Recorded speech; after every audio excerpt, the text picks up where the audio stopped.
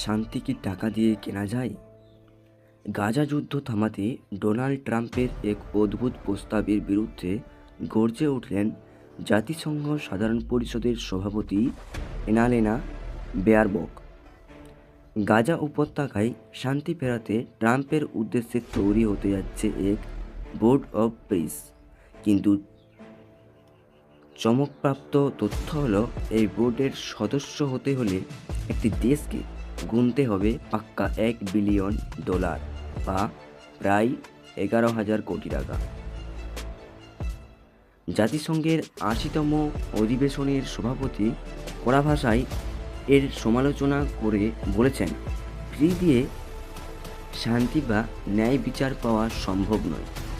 তিনি সতর্ক করেছেন যে গণহত্যার অভিযোগ থাকা দেশগুলো যেন এই মোটা অঙ্কের টাকা বিনিময়ে নিজেদের রক্ষা করতে পারে না।